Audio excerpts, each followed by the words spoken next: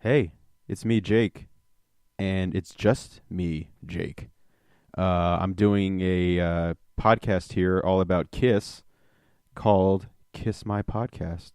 We're going to basically be going over the makeup era of Kiss, the 70s and into Creatures of the Night to really, like I said, just focus on the makeup era. I know there's stuff post reunion where they've released like Monster and other things like that with their makeup on. And maybe if Chris is really good, we'll do Lick It Up as like a bonus because technically that's the beginning of the non-makeup era. And I'm not one of those guys that I'm excluding the non-makeup era because I hate it and I thought it was stupid. Growing up I didn't listen to it as much, and I wouldn't be able to kind of talk about it as much on mic. So basically, we're going to start off, of course, with their self-titled debut, Kiss, which, funny enough, came out February 18th, 1974. So we're, by the time of this recording, what's today? The 23rd? Yeah, I think it's the 23rd. So 5 days ago was the 42nd anniversary. 42 years of Kiss, which is like insane to me. And they're still a band. I saw them a couple years ago. Of course, it's not the classic lineup. Eric Singer and Tommy Thayer are in there, but they sound great still. And, they're selling out arenas and stadium stuff. So 42 years, the Kiss Army's still going strong. I hope, you learned something. I've definitely learned something going through. I even have notes in front of me because I don't have that amazing memory like old Samuel Stone does. So I need some help here myself. But yeah, I learned a lot actually listening to the album again last night for the first time in a couple of years. And really kind of diving in and trying to get some interesting information to share with you guys. Hopefully down the line, once we get to maybe Alive and Destroyer and Love Gun, we can have some people on. Even before, if anyone's listening to this and they're like, hey, I love Hotter Than Hell. Dude, shoot me a text, tweet, Facebook, whatever. I'd love to have somebody on. But kind of just get the basics going here and talk about track by track, some interesting facts about the self-titled album Kiss. A little background for me. I remember the first time I got this album, I don't know how old I was, probably middle school. 7th, 8th grade, maybe freshman year of high school. 2000, 1999, around there. And they didn't have a price sticker on it at Best Buy. And I only had a couple of, I had a very finite amount of dollars in my pocket from, mowing lawns. And I wanted this album so bad. And I ran up to the cash register and asked how much it was. I had just enough, I think like almost exactly enough to buy it. And I was freaking out. It's got that great album cover with all four of them on there, kind of reminiscent of with the Beatles, which is something they were very much going for. Definitely Gene and Paul were big, and still are, Beatles fans. I think Ace is more of kind of the Rolling Stone guy. Peter Criss is a lot. I think he might have had some Beatles influence there, but definitely more kind of like the jazz and blues. It was what he kind of brought to the band. So they were definitely going for that vibe with the Beatles, that classic black backdrop with the four faces. The difference is Kiss is wearing makeup. And the funny thing is Ace Frehley wanted to kind of impress the guys, and so he spray painted his hair silver. And he never did that again. So you get this really kind of weird image of Ace Frehley with silver hair. Even weirder that I just called his last name two different ways. But it's going to happen. Frehley, whatever. But anyway, so he's got silver hair. But that's not the weirdest thing. The weirdest thing is, rumor has it, legend has it, Peter Criss hired like a professional clown makeup artist, or maybe not clown, but a makeup artist to do his makeup. And so you look at that album cover, and Peter Criss has the most sophisticated Catman makeup he's ever had. Stuff going on all over the face, different colors, the just a totally different vibe and look from what we would eventually know as the Catman makeup. Gene has a very rough kind of demon makeup, not as polished as we would come to know it. But Paul Stanley's is pretty much Paul Stanley's. Although he had like a Lone Ranger getup that he was going to do originally. There's a couple photos, I think, of a photo shoot he did going around, which I like as a Lone Ranger fan. But you got to have the star, man. That's classic Kiss. So anyway, it recorded at Bell Sound Studios in New York, and again, it's an album that it comes out and it doesn't really do anything. It doesn't really shock the world. I think the only thing that really shocked anybody was like people thought they were clowns. They thought this was a fad. Again, 42 years later, the only ones laughing are Kiss. But nobody really expected anything from this. They thought it was just a flash in the pan. They were going to go away, and that was it.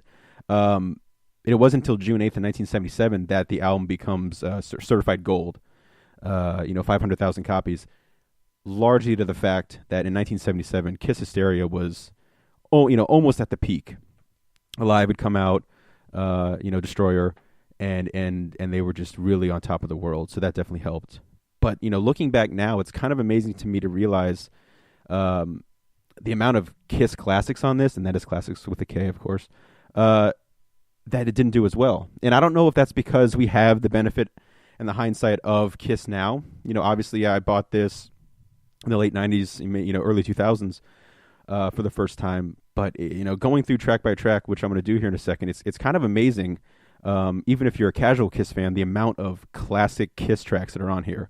Something that I also found really interesting, here's the 3 singles that came out. The first one is February 18th, so that, when it comes out, Nothing to Lose. I'll go into more depth of the song later, but kind of interesting that, it's a solid Kiss track. Kiss in Time is the second one, which I will definitely get into later, which blows my mind. May 10th they release as kind of to try to salvage something from their debut album, which wasn't doing what they thought they were going to do. And then, crazy enough, this is the third single they released on August 10th, day before Samuel Stone and my birthday, and also 12 years before we were born. But anyway, that's besides the point. Strutter is the third and final single from their debut album, Strutter, which should have been their first single. That also leads into, that's the first track on the album. So Strutter is one of those songs that is basically a live staple since it's been released. It's a song where Peter Criss's drums really kind of signal the arrival of Kiss. Kind of this heavy pounding toms, and you get right into the classic crunchy rock and roll sounding guitars that Kiss is known for. They're busy guitars. There's something going on throughout the whole song with them, with Ace, with Paul.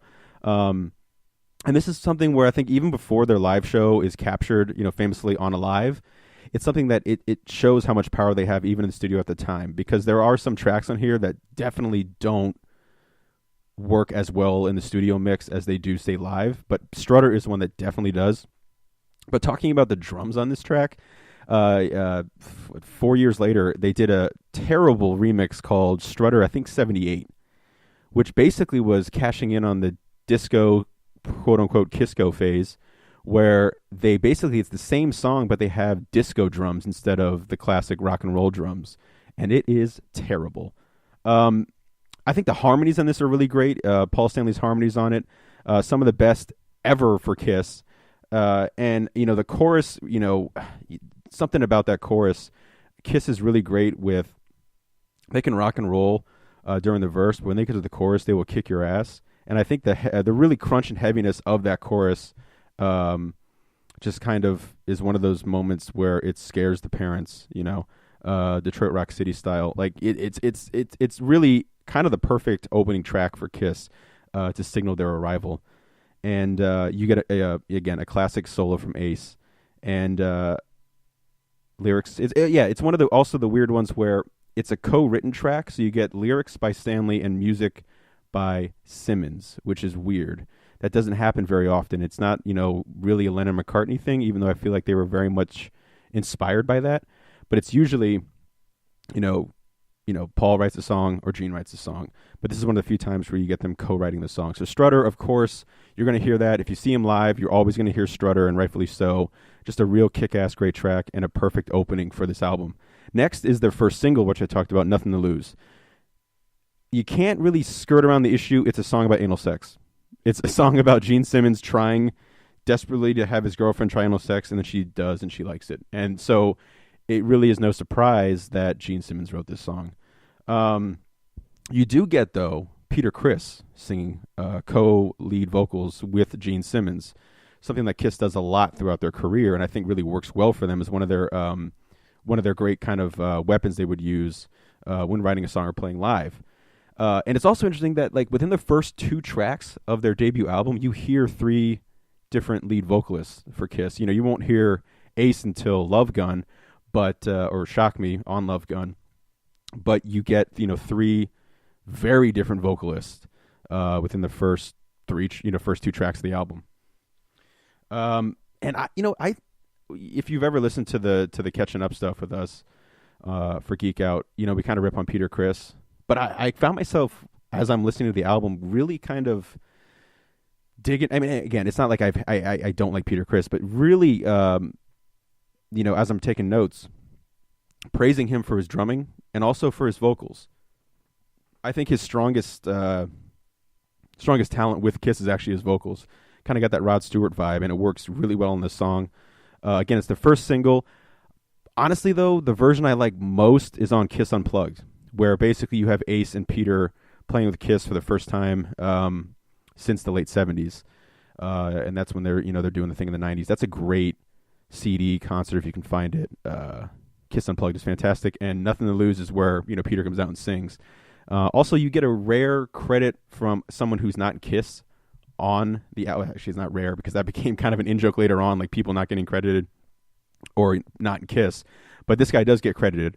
Bruce Foster plays piano. If you listen, there's kind of a jangly piano going on during the track. That's a lot of fun. But overall, just a really fun track. It's a ridiculous premise, but that's classic Gene Simmons, that you get this kind of almost just a total ridiculous premise for a song. But then again, it's Gene, so what else do you expect? The next track is Firehouse. And that's a song that Paul wrote in high school. So well before Kiss, well before Wicked Lester, which, by the way, I think is like the greatest band name of all time, which is basically what Kiss was before Kiss, before Ace Frehley. And actually really kind of before Peter Criss. But anyway, so this is like pre any of that. It's a song that's famous really because it's the song where Gene, because I know him personally, breathes fire during, of course. Also, if you ever watch any of like the Kisstory videos they did, this is also the song where he put too much hairspray in and almost like burned all the hair off his head when he was like first trying it, because he had no training in this. He just decided, I'm a demon. We're all about pyrotechnics and theatricality. I'm going to breathe fire. But since, of course, he's got it down to like a science, and seeing it live is pretty badass. This is one of those songs where I think this is definitely a Kiss classic, but in my opinion, it does suffer from the studio form. I think a lot of the songs on this work, like Strutter, we'll get to Deuce and stuff like that, 100,000 Years, and Black Diamond, of course. But this is a song that really benefits when you hear it live. It is, on this one, it just almost seems like it's kind of slowed down and kind of boring. And I feel like that's might have been why Alive becomes such a huge success for them, because it captures songs like this in their natural element. It's still a staple, though, of every Kiss show. And it's still a good track, but just it's one of those ones where once you hear it on Alive, you kind of can't hear it anywhere else. I also, speaking of like Kiss Live, I always liked when Paul Stanley would wear the fireman's helmet when he'd come out and be like, yeah, yeah. And this is always the song they would attach with Hotter Than Hell. So you'd get Hotter Than Hell first. They would call the Firehouse because the chick was so hot, and then they'd go into Firehouse. And I think it's one of the great 1-2 punches in their live arsenal. Overall strong vocals and guitars again. And of course you get the fun little fire, siren at the end. But again, for me, it's one of the songs much better live, in my opinion, than it is in the studio form. The next track is one you've probably heard me talk about on the Geek Out show a couple times. You've probably all talked about it. Cold Gin. This is a song that basically is one of the reasons I picked up a guitar as a kid. I wanted to learn how to play Cold Gin because there is a riff that happens. The basic riff's great, but there's a riff around 2 minutes, 51 seconds that comes and goes, but it's just still to this day one of the coolest riffs you'll ever hear. Great drums, great drum track from Peter Criss as well. I think especially during the chorus, a lot of fun stuff going on. He brings that jazz element to it that's really interesting. Ace wrote the song, which is cool because Ace is my favorite member of Kiss, and so when I was a kid, I was like, oh man, Ace is my favorite member, so I gotta have my favorite song has to be an Ace song, because that was just how I guess my brain worked as like a 9-10 year old. But but anyway, getting some love from Chris Nolan. But it's a song that he hands the vocals over to Gene though, because Gene is a better singer, believe it or not. And Ace is still very shy and insecure of his vocals because he is not the greatest singer. But Gene does a great job with it. Funny enough, Gene is, famously a guy who doesn't drink, doesn't smoke, doesn't get high, but, sings very convincingly about kind of this alcoholic who needs cold gin to keep his relationship alive. This is also, I think we've mentioned before, this is a song that got Rivers Cuomo to pick up a guitar as well, and wanted to play. So it's not a huge stretch, but hey, if without Cold Gin, we might have never got Weezer, and that would have been a fucking travesty. But yeah, the riff, I remember on the school bus, during class, on the weekends, during baseball games, like this riff stuck with me.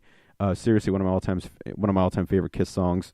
And again, just another Kiss classic. Like you're going down the list and you're like, good God, like the amount of Kiss gold that's on here. That being said, the next track, Let Me Know, it's a fun Kiss number. But the thing I remember most about it is the coda. The coda is something that I heard first on a live, and it's attached to the song She, which is probably my favorite track on a live, because that's just one of the most in-your-face, kick-ass rock and roll live tracks you'll ever hear. But yeah, I mean, just turn off this podcast, listen to She right now, because the riff that they attach, which is the coda from Let Me Know, they throw into She before Ace just obliterates the world with a guitar solo. It's just one of the greatest Kiss moments ever captured on anything. But the song itself, again, I love when Gene and Paul share vocals, and they do it on this one. It's not, of course, shout it out loud levels great, but it's still it's a fun Kiss track. So, but again, at the end of the day, it's one of those ones where it's more famous for me, the coda at the end. And funny enough, that coda I like placed in She more than the actual song itself. The next song is Kissing Time, or Kissin' Time. There's no G. It's wasn't on the original album, which is weird. It was added in the reissue in July of 1974. So Kiss is already, reissuing albums in their first year, well before they did it, multiple times, with and without, original band members' blessings, Ace and Peter. But it's they basically did it because they wanted to boost sales. They saw that the debut album wasn't doing what they wanted it to do. Casablanca Records was very nervous, and they were like, get in there, record a catchy cover, and let's see if it helps. And it didn't. It really didn't do anything that they were trying to do. And kind of a last-ditch effort. It's a song that, unless you listen to the debut album, you're never really going to hear. You're never even going to realize that Kiss even did it. You get, again, all three, not all three, you get three of the four members singing, which is kind of cool, I guess.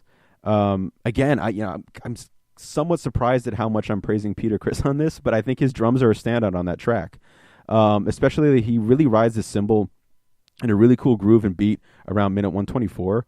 And also just a fun thing, knowing where Kiss will go later in their career.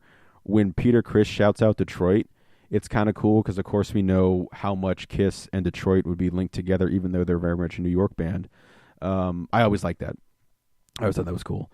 But that being said, it's a song that the band members weren't super keen on them putting in, but they had to because they were starving artists. Like this album doesn't do what Kiss wanted it to do, or Casablanca Records, and they were probably pretty nervous because they had built this thing so much and expecting to go to great heights, and unfortunately it would take a couple albums until they get to that point. Now we kind of get two lesser known or kind of just lower on the totem pole tracks previous, but what we get following it up is Deuce. Deuce is, to me, Deuce is okay. Basically, if Strutter is Paul Stanley's blueprint for his future songs and kind of how his output and what you look for in a Paul Stanley track, Deuce is Simmons' blueprint. And actually, listening to the album again and kind of really like thinking about it in terms of like trying to dissect it, so I can talk on a microphone all by myself about it and not be a doucher. A little bit of doucher, I agree, but it's. I actually think I like this better than Strutter. And it's partly because of Gene's scream that he does at the end. I just think it's like fucking one of the coolest Gene moments, legendary Kiss moment. Especially when they do it live too. Like I swear we're gonna get to a live, and I keep cutting back to it, but it's kind of fun to talk about the live and studio track counterparts while going through this first album. But no, Deuce is the one that actually opens. What opens Alive, and it's just a great classic Kiss number. The funny thing is, Gene Simmons has no idea what this song is about, and he wrote it. So I certainly have no idea what it's about. He mentions grandmothers. He mentions working hard, so he's earned a deuce. I don't know. Is it a song about Gene taking a shit? Maybe. But again, it's kind of sums up Kiss perfectly, where it's not, and I mean this as a huge Kiss fan, lifelong Kiss fan, it's not necessarily always about substance. It's sometimes just about style and having a good time and it being rock and roll. And this is very much what the song Deuce is about. I've always said that I think Gene is the better vocalist in Kiss. And I know some people are like, fuck you, and just slamming this podcast off as hard as they can and burning any evidence that they ever fucking downloaded it in the first place. But for me, I think Gene is the better vocalist. Not disparaging Paul Stanley at all. I think he's great, and he was the fucking Phantom of the Opera in Toronto, man. But I think this is a song where I feel like Gene's vocals, it shows the power of his vocals. You get that heavy sound from Peter Criss on the drums again, even though he's largely a jazz drummer. I never really thought of him as like a rock drummer, but he's inspired so many people in rock and heavy metal. But he's able to bring kind of the thunder when he needs to bring the thunder. And this is also the song that got Ace Frehley the job. This is the song when they were a three-piece. They brought in Ace, and they were like, hey, we're going to play this song and then jam with us. He kind of listens to it, picks it up, and then jams and solos the whole time. And the rest, as they say, is Kisstory. But anyway, I had to say it once. But no, really, it's the song Ace calls it his favorite Kiss song. Again, he doesn't write the song. A lot of times with big egos, you think that their favorite song is going to be something that they wrote.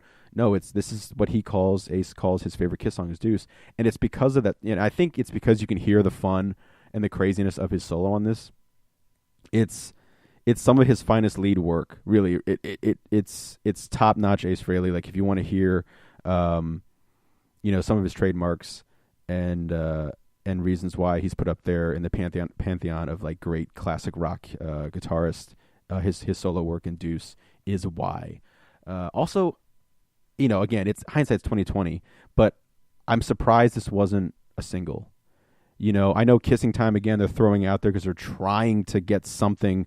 It's like they're like life preserver for him almost. But honestly, I you got to wonder, like, would Deuce have done anything differently? Probably not, because I don't.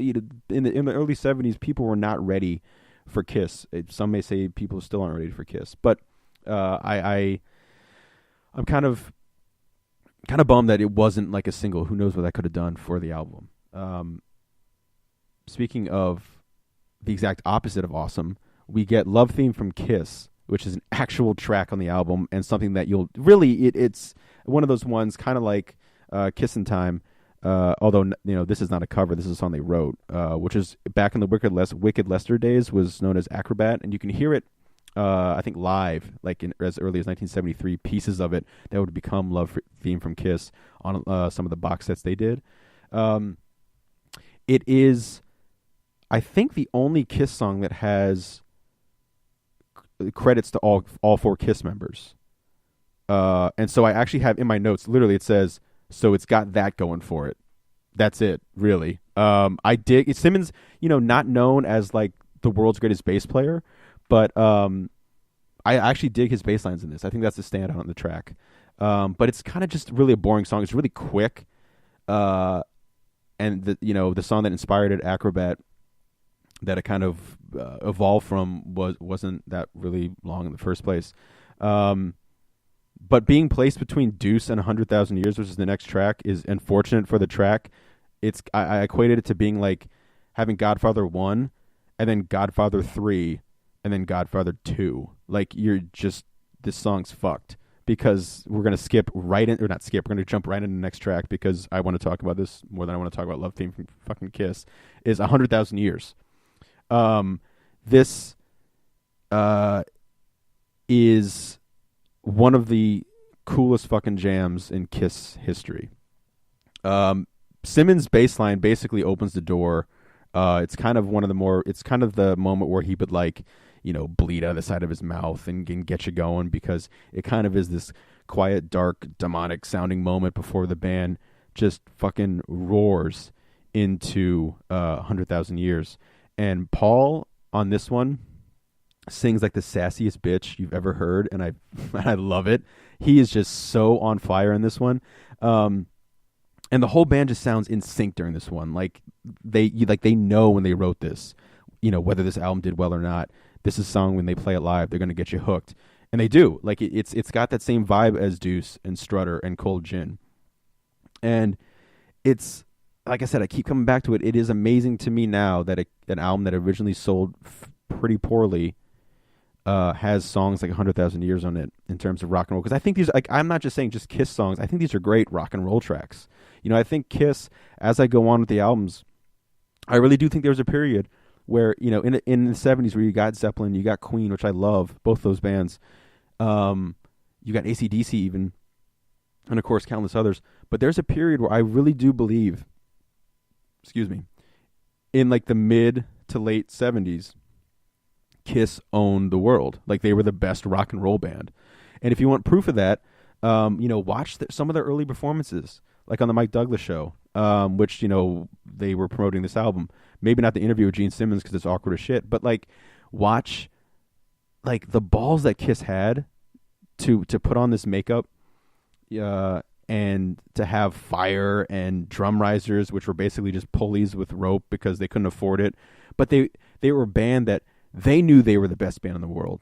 They just had to convince everyone else. And this is an album that now I think gets a lot of credit, where credit's due, because back then it sure didn't. But songs like 100,000 Years, I think, really, really helped as their popularity grew to realize how great this band is. Now, as much as I love the live stuff, and I think that's when they're at their strongest, is when their live albums, especially Alive, which some people joke is their greatest studio album. The problem is the live version of 100,000 Years has a drum solo on it that is the most boring fucking drum solo you'll ever hear. And I hate drum solos already.